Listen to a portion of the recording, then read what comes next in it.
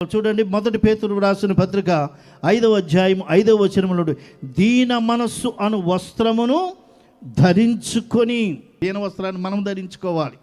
దేవుడు మనకు రక్షణ వస్త్రాన్ని ఇస్తాడు. యెషయా గ్రంథం 61వ అధ్యాయంలో 3వ వచనములో, తర్వాత 10వ వచనములో ఉంటది, దేవుడు మనకు ధరింపజేస్తాడంట. నీతి వస్త్రాన్ని మనకు ధరింపజేస్తాడు, ఉల్లాస వస్త్రాన్ని మనకు ధరింపజేస్తాడు, రక్షణ వస్త్రాన్ని మనకు ధరింపజేస్తాడు, నీతి వస్త్రాన్ని మనకు ధరింపచేస్తాడు. కానీ ఈ దీన వస్త్రాన్ని మనమే ధరించుకోవాలంట.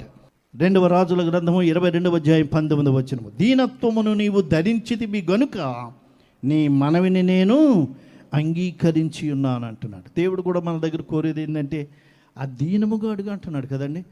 దినదినము వినయులమై దేవుని ప్రార్థించెదము.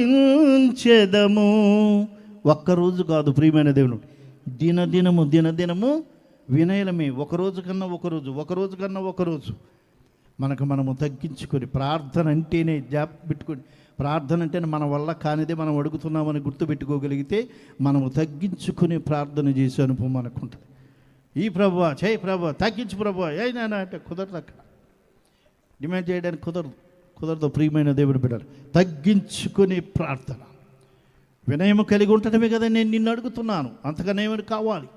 దీన మనస్సు ధరించుకొని, దీనత్వము కలిగి. ఆయన బిడ్డలమైన మనము దీనత్వము మనకొద్దా? దీనత్వము మనం కలిగి ఉండలేమా? దీనముగా ఉండి ప్రార్థన చేసే అనుభవం కావాలి.